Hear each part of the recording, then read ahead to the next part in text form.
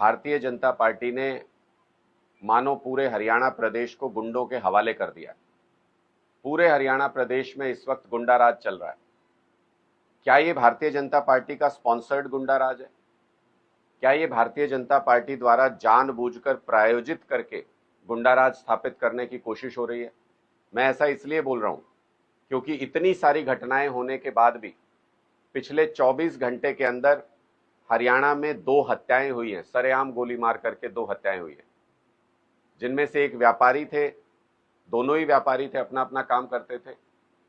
और एक व्यापारी को किस तरीके से आप सरेआम गोली मार देते हैं, कई व्यापारियों के यहां पर सरेआम खुलेआम फायरिंग होती है, फिर उनको फिरौती की पर्चियां दी जाती हैं। एक अंडरवर्ल्ड क्रिएट करने की कोशिश हो रही है पूरे हरियाणा के अंदर। मैं कुछ घटनाओं का जिक्र करूं तो ये हांसी में जो कल घटना हुई है, वो एक पॉलिटिकल पार्टी के नेता भी हैं, व्यापारी भी हैं, उनकी गोली मार करके हत्या कर दी गई। इसके साथ ही गोहाना में पानीपत हाईवे के पास वहां इसी तरीके से एक व्यापारी की गोली मार करके हत्या कर दी गई। कल कुरुक्षेत्र में लाडवा में यह खबर आई थी, सोमवार की रात को वहां पर बीजेपी नेता के घर के बाहर सरेआम फायरिंग हुई, घर के ऊपर फायरिंग की गई। उससे पहले करनाल में पुलिस के एएसआई थे, उनकी हत्या कर दी गई। और पता नहीं कितनी ऐसी घटनाएं हैं जहां पर हिसार के एक शोरूम, महिंद्रा शोरूम था, उस पे तो दिन दहाड़े खुलेआम फायरिंग हुई। बचाना तो उनको चाहिए था, सुरक्षा देनी चाहिए थी, लेकिन कुछ दिन बाद पता चला वहां ईडी की रेड हो गई। तो लगता है कि जो गुंडों से काबू नहीं आते, फिर उनके लिए ये अपनी ईडी और सीबीआई जैसी एजेंसियां भेज देते हैं। इसका मतलब ये सारी चीजें इशारा करती हैं। आज टोल प्लाजा पर भी नारनौल के पास में फायरिंग हुई है, सोनीपत में हुई है। पूरे प्रदेश के अंदर इस तरीके का माहौल है कि कहां किसके घर के बाहर फायरिंग होगी किसी को पता नहीं, कहां किसकी गोली मार के हत्या हो जाएगी किसी को पता नहीं। और सारे प्रदेश में अलग अलग जगह से फिरौती मांगने की घटनाएं भी सामने आ रही हैं। हमें इस बात को लेकर के सरप्राइज होता है कि भारतीय जनता पार्टी की सरकार अब तक एक भी केस को क्रैक नहीं कर पाई। अगर गोली चलाने वालों को भी गिरफ्तार कर लिया तो ये नहीं बता पाए कि इसका सरगना कौन है, किसके इशारे पर यह फिरौती मांगी जा रही है। यह फिरौती नेक्सस पुलिस की सूचना के अनुसार, इंटरनल इंफॉर्मेशन जो हमारे पास भी है, 7 जिलों के अंदर फैल चुका है। अभी तक 7 जिलों में लोगों से फिरौतियां मांगी जा रही हैं। कुछ लोग पुलिस के पास कंप्लेंट देते हैं, जानकारी देते हैं, कुछ लोग अपनी जान के भय से जानकारी नहीं देते बल्कि फिरौती दे देते हैं। इसका मतलब पूरे हरियाणा के अंदर एक ऐसा अंडरवर्ल्ड क्रिएट करने की कोशिश की जा रही है, एक भय का माहौल क्रिएट करने की कोशिश की जा रही है कि जिसको भी पर्ची भेजी जाए वो चुपचाप फिरौती दे दे। हमारी शंका इसमें सिर्फ ये है कि भारतीय जनता पार्टी के इशारे पर, भारतीय जनता पार्टी की शह पर और उनके द्वारा प्रायोजित है ये पूरा भय का माहौल। मैं ऐसा इसलिए कह रहा हूं कि भारतीय जनता पार्टी 9 साढ़े 9 साल से भी तो सरकार चलाई रही थी। कानून व्यवस्था कोई बहुत अच्छी नहीं थी। हरियाणा की स्थिति सबसे निचले पायदान पर थी सुरक्षा के मामले में, लेकिन उसके बावजूद भी सरेआम गोली चलाने की घटनाएं इस तरह से नहीं होती थी। लेकिन पिछले 2-3 महीने में जैसे ये घटनाएं बढ़ी हैं, ऐसा लगता है कि भारतीय जनता पार्टी एक सुनियोजित साजिश कर रही है। सरकार खुली छूट देकर के, प्रायोजित करके, शह दे करके इस तरीके की घटनाओं को बढ़ावा दे रही है, ताकि इसकी आड़ में एक भय का माहौल पहले खड़ा किया जाए और फिर पुलिस को खुली छूट देने के नाम पर जब लोगों को यह लगे कि अब तो कोई और रास्ता ही नहीं है, भय इतना ज्यादा हो जाए लोगों के अंदर, तो फिर पुलिस को खुली छूट दे दी जाए, पुलिस के हाथ में एक हथियार थमा दिया जाए और जो भी विरोधी सरकार के खिलाफ आवाज उठाता है उसको कुचलने का खुला लाइसेंस पुलिसिया तंत्र को मिल जाए। इसके लिए एक माहौल क्रिएट करने की भारतीय जनता पार्टी कोशिश कर रही है और पुलिसिया तंत्र का इस्तेमाल चुनाव के समय में करेंगे, जब जनता त्राही त्राही करने लगेगी, जब जनता ये कहेगी कुछ भी करो ये गुंडा राज खत्म करो। ये तो चली इनके इशारे, इनकी शय पर रहा है, ये तो जिस दिन चाहे उस दिन खत्म कर देंगे। लेकिन कुछ भी करो जब जनता कहेगी तो इनके हाथ में वो हथियार आ जाएगा कि पुलिस का किसी तरीके से भी इस्तेमाल करके किसी को भी कुचलने की खुली छूट इनको मिल जाएगी। और ये इस तंत्र का इस्तेमाल आने वाले विधानसभा चुनाव में करने जा रहे हैं। क्योंकि भारतीय जनता पार्टी के अंदर इस बात का भय है कि आने वाले विधानसभा चुनाव में इनकी बहुत बुरी हालत होने जा रही है हरियाणा के अंदर, इसलिए ये इस तरीके का षड्यंत्र रच रहे हैं। लोकसभा से जो परिणाम रहे, कितना संतुष्ट है? मुझे लगता है कि कुरुक्षेत्र लोकसभा के परिणाम से, हरियाणा के जो लोकसभा चुनाव हुए उसके परिणाम से एक बात तो स्थापित हो गई कि आम आदमी पार्टी हरियाणा में तीसरे विकल्प के रूप में पूरी तरह से स्थापित हो गई। बीजेपी और कांग्रेस के बाद अगर तीसरी कोई ताकत, तीसरा कोई विकल्प हरियाणा में है तो वो आम आदमी पार्टी है, क्योंकि तीन और पार्टियां जो दशकों से राजनीति कर रही हैं हरियाणा के अंदर, जेजेपी, इनेलो, बीएसपी, इन सब के सारे कैंडिडेट्स का पूरे हरियाणा का वोट आप जोड़ दीजिए, उससे ज्यादा वोट आम आदमी पार्टी ने एक लोकसभा सीट पर हासिल किया है। इसका सीधा मतलब यह कि हरियाणा के लोगों ने यह स्वीकार किया है कि तीसरा विकल्प आम आदमी पार्टी है। हम यही विकल्प बनाना चाहते थे हरियाणा में, हम इसमें कामयाब रहे। अब इस विकल्प को लेकर के गांव-गांव, शहर-शहर, घर-घर जाएंगे और लोगों को इस नए विकल्प को चुनने के लिए आह्वान करेंगे। एक मौका केजरीवाल जी के लिए मांगेंगे। आम आदमी पार्टी 90 की 90 विधानसभा सीटों पर अपने दम से चुनाव लड़ने में सक्षम है।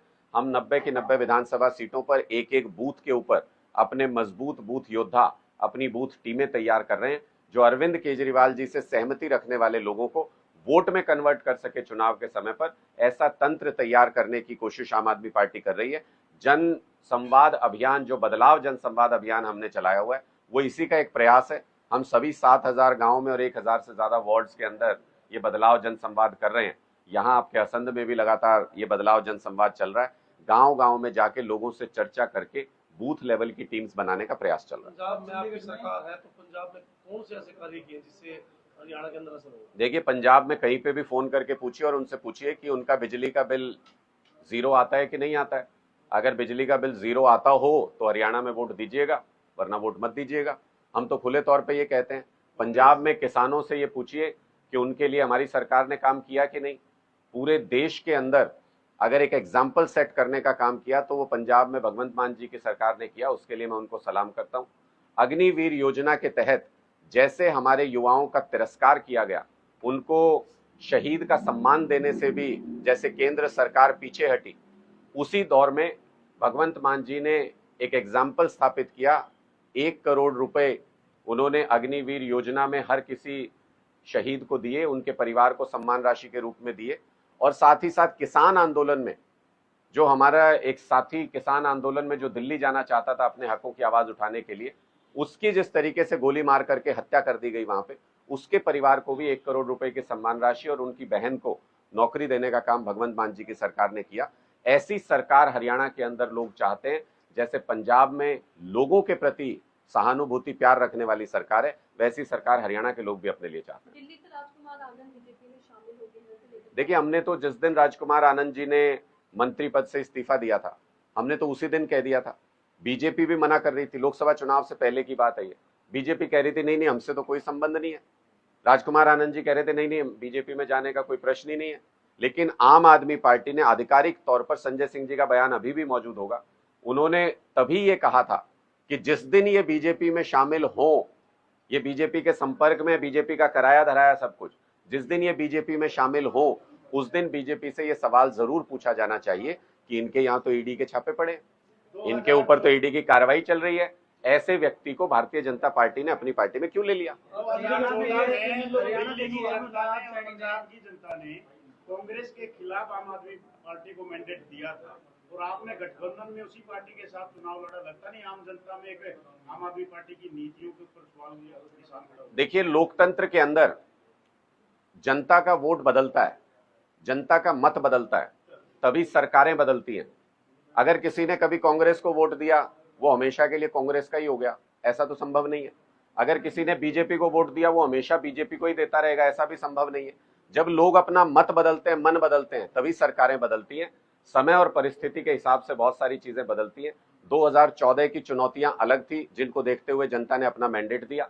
लेकिन जब जनता ने किसी को अपना मैंडेट दिया और वो अपने आप को देश का राजा समझ बैठा, तानाशाह समझ बैठा खुद को, तो उसकी अकल ठिकाने लगाने के लिए भी, उसकी जनता की लड़ाई लड़ने की जिम्मेदारी भी हम सबकी थी।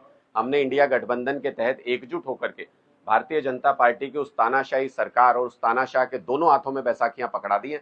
अब ज्यादा दौड़ने की कोशिश करेंगे तो औंधे मुंह गिरेंगे। इंडिया गठबंधन अपने मकसद में कामयाब रहा।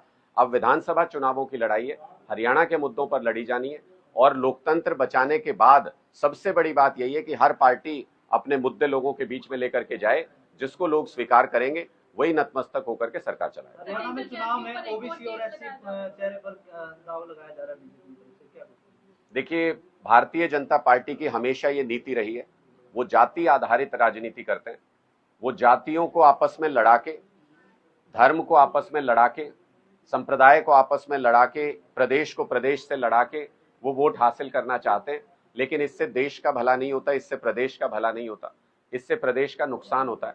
आम आदमी पार्टी की नीतियां काम करने की हैं, ऐसे काम जिससे हर संप्रदाय, हर मजहब, हर जाति के व्यक्ति का फायदा हो। मुझे कोई ऐसा बेरोजगार समझ में नहीं आता जो अपनी जाति की वजह से बेरोजगार है। बेरोजगार बेरोजगार होता है किसी भी जाति का हो, बच्चा बच्चा होता है किसी भी जाति का, उसको शिक्षा चाहिए। इसी तरह से महिला महिला है किसी भी जाति की, उसको सुरक्षा चाहिए।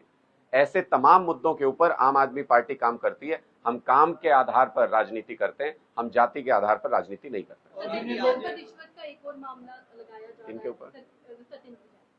देखिए, ये तो भारतीय जनता पार्टी का कुचक्र चल रहा है, दमन चक्र चल रहा है। उनकी कोशिश है कि किसी भी तरीके से अरविंद केजरीवाल जी और आम आदमी पार्टी को कुचल के खत्म कर दिया जाए, क्योंकि उनको पता है जैसे कंस क्या करते थे। कंस श्री कृष्ण जी को जैसे ही उनका विनाश कौन करेगा उनको पता चला तो उनको कुचलने का प्रयास किया। गर्भ में भी, गर्भ के बाद भी हर वो साजिश रची कि इसको बड़ा मत होने दो। तो भगवान श्री कृष्ण का विशेष आशीर्वाद अरविंद केजरीवाल जी के ऊपर भी है, वो भी जन्माष्टमी के दिन पैदा हुए। इसलिए मुझे लगता है कि उनको भी राजनीति के कंस जो हैं वो कुचलने का प्रयास कर रहे हैं, लेकिन वो जानते नहीं कि भगवान का सीधा आशीर्वाद है और जनता का काम करने के लिए ही अरविंद केजरीवाल जी को इस धरती पर शायद भेजा है। वो इनके इन षड्यंत्रों के काबू नहीं आएंगे और एक दिन कंस का विनाश कृष्ण के आशीर्वाद से ही होगा।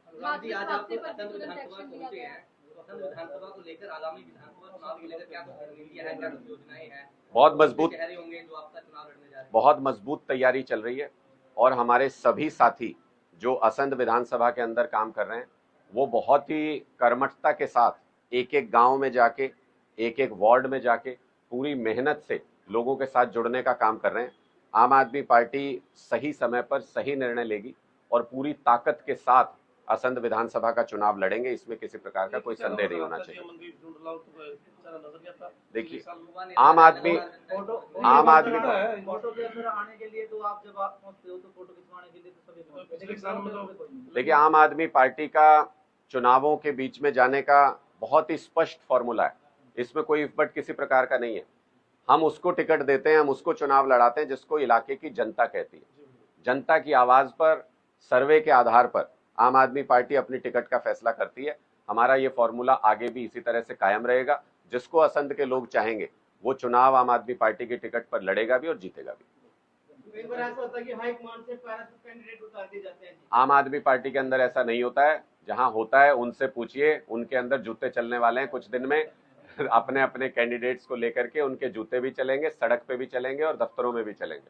हाईकोर्ट ने जो आदेश दिया है कि नेशनल हाईवे खोला जाए, उसके बारे में क्या कहते हैं? देखिए, हम इस फैसले का स्वागत करते हैं। हाईकोर्ट का ये एक ऐतिहासिक फैसला है और आम आदमी पार्टी लगातार इस मुद्दे को उठाती रही है कि शंभू बॉर्डर को बंद करके, वहां बैरिकेटिंग करके पुलिस हमारे संवैधानिक अधिकारों का हनन कर रही है। संविधान में 19(1)(b) धारा ऐसी है जो हमें ये इजाजत देती है कि हम देश के किसी भी हिस्से में आ जा सकते हैं। यही हमें बताता है कि हम आजाद हैं। हमारी वो आजादी छीनने की कोशिश की थी भारतीय जनता पार्टी की सरकार ने। अब कोर्ट ने स्पष्ट तौर पर कहा है कि हरियाणा सरकार के खिलाफ किसानों का कोई आंदोलन नहीं है। वो केंद्र सरकार से अपनी मांगे रखना चाहते हैं, दिल्ली जाना चाहते हैं, उनको दिल्ली जाने दिया जाए। 5 महीने से जिस तरीके की हठ बीजेपी की सरकार ने दिखाई, जैसे तानाशाही रवैया अपना के बॉर्डर बंद किया, उससे व्यापारियों को करोड़ों का नुकसान हुआ, सरकार को करोड़ों का नुकसान हुआ, नेशनल हाईवे अथॉरिटी को करोड़ों रुपए का नुकसान हुआ और किसानों को जान माल के साथ साथ उनके सम्मान की भी हानि हुई। इस बात के लिए भारतीय जनता पार्टी को जितना उसका विरोध किया जाए उतना कम है। मुझे लगता है ये सारे वर्ग आने वाले चुनाव में भारतीय जनता पार्टी को उनके गलत निर्णय का सजा देंगे। बॉर्डर तो ये भी खुला सर, पंजाब से हरियाणा वाला। देखिए, सारे बॉर्डर्स खुलने चाहिए। देखिए, हमारा बहुत स्पष्ट मत है, जब हाईकोर्ट का आदेश शंभू बॉर्डर के बारे में आया है और बहुत कैटेगोरिकली उन्होंने ये कहा है कि कोई अधिकार नहीं है सरकार को ऐसे रास्ता बंद करने का, तो मुझे लगता है सद्बुद्धि भगवान देंगे सरकार को और उनको पता चलेगा कि ये निर्णय सिर्फ शंभू बॉर्डर के बारे में नहीं है, इससे सीख लेके बाकी सारे बॉर्डर्स को भी खोलना चाहिए। क्या हरियाणा विधानसभा चुनाव में आम आदमी पार्टी के मुख्यमंत्री के चेहरे हो सकते हैं? नहीं, एक इसका जवाब दे दूं, आपका भी दूंगा। देखिए, 3 में ना 13 में 0 को 0 से जोड़ लो तो 0 ही रहेगा, 1 तो हो नहीं सकता, ना 2 हो सकता, ना 10 हो सकता। तो ये आज के दिन में हरियाणा की राजनीति में बाकी सभी पार्टियों को लोगों ने रिजेक्ट कर दिया। लोकसभा चुनाव में आपने देखा भी होगा, न इनके पास विचारधारा है, न इनके पास चेहरा है आज के दिन में, न हरियाणा के लोगों की उम्मीदों को पूरा करने का रोड मैप है। ये सिर्फ चुनाव में उतर के आज घोषणाएं नहीं देखी आपने किस तरीके की है। अभय चौटाला जी को अगर सही से गिनती आती हो, गणित आता हो, तो अपनी की हुई घोषणाओं को जोड़ के देख लो, अपने आप पता चल जाएगा कि मोदी जी से भी ज्यादा फेंक रहे हैं। तो इससे स्पष्ट तौर पे ये समझ में आता है कि राजनीति के अंदर ये लोग हाशिए पे पहुंच चुके हैं, जो इनसे बर्दाश्त नहीं हो रहा। कुछ तो तिकड़म लोगों के सामने दिखाएंगे। 90 इनके पास उम्मीदवार नहीं थे आज के दिन में टिकट देने के लिए, मिलजुल के दे दे, 1-2% वोट ले ले।